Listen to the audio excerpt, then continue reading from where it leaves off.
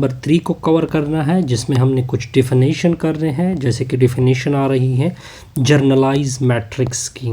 तो generalized matrix क्या है?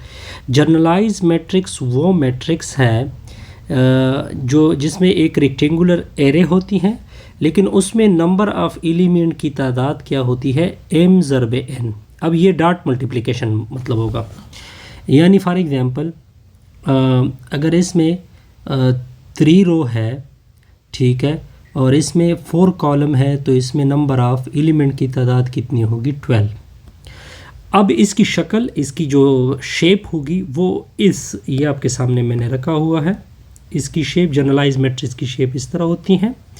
देखिए इसको किस तरह पहचानोगे। देखिए फॉर एग्जांपल अगर मैं इस एलिमेंट के ऊपर सर्कल लगाऊं, तो इस एलिमेंट का मतलब ये होगा कि ये फर्स्ट रो में है और फर्स्ट कॉलम में है, ठीक है।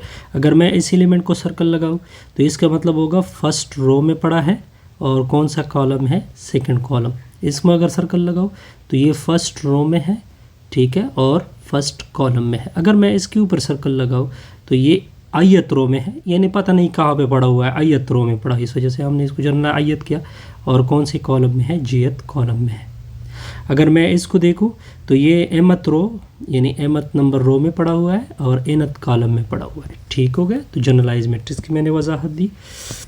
अब यहाँ पे एक चीज़ और आ गई कि जो मैट्रिक्स है उसको कैपिटल लेटर से डिनोट किया जाता है। जैसे जितने कैपिटल अल्फ़ाबेट हैं उससे आप डिनोट करोगे। फॉर एग्जांपल अब मैं इस मैट्रिक्स को कैपिटल ए नाम दे सकता हूँ, जो भी आपकी मर्ज़ी है, ठीक है, कोई भी नाम दे सकते हैं।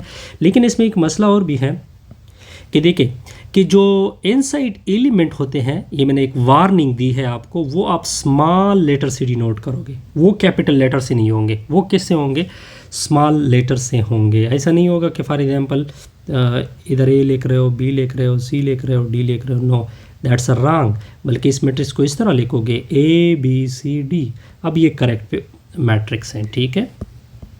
फिर इसके बाद आर्डर की डिफिनीशन होती है। आर्डर क्या होता है?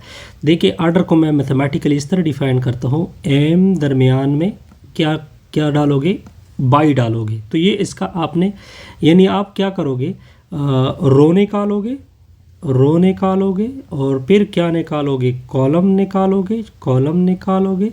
दरमियान में बाई डाल दो तो उसको क्या बोलते हैं? कॉलम बोलते हैं। ऊपर जाके मैं इसकी एग्जांपल भी दूंगा। ORD से इसकी नोटेशन की जाती हैं फॉर एग्जांपल किसी मैट्रिक्स का। अब देखिए, या इस तरह भी लिख सकते हैं m क्रॉस n, लेकिन क्रॉस का हरगिज़ मतलब ये नहीं है कि आप इससे आप जहन में ले रहे हो कि ये मल्टीप्लिकेशन है। No, it's not a multiplication. ये जैसे एक रिप्रेजेंटेशन के तौर पर हम यूज़ कर सकते हैं। अगर मैं इस एग्जांपल को ले लूँ, फॉर एग्जांपल इस एग्जांपल को ले लो एज आर्डर, इसमें 1 रो 2 रो, तो m की तादाद कितनी लिख ली? 2। कॉलम की तादाद 1, कॉलम की तादाद 2, 3, तो n की तादाद कितनी लिखी? 3। अब अगर आपसे कोई पूछे कि इसका आर्डर क्या होगा, आप लिखोगे, पहले रो लिखते हैं फिर क्रॉस 3, ठीक है। ऐसा ना हो कि आप इनको मल्टीप्लाई करें, बस यहीं पे छोड़ दें, ठीक हो गया। ये चीज़ मैंने आपके सामने रख दी। अब देखते जाइए, अब कुछ और चीज़ें मैं आपको क्लियर करा देता हूँ ताकि आपको सब कुछ जो है ना A23 position in the matrix. A23 की पोजीशन क्या होगी कि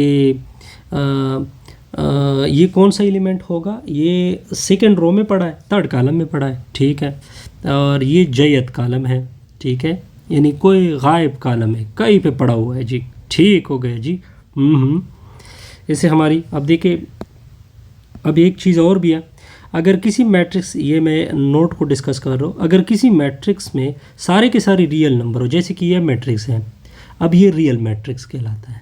अगर मैं इसमें से कोई आयोटा डाल दूँ, फॉर एग्जांपल 3 4, अब ये रियल मैट्रिक्स नहीं है, इसको हम कम्प्लेक्स मैट्रिक्स भी कह सकते हैं, ठीक है, वगैरह वगैरह। क्लियर? ये चीज़ मैंने आपके सामने रखी, इससे हमारी ये वीडियो कंप्लीट।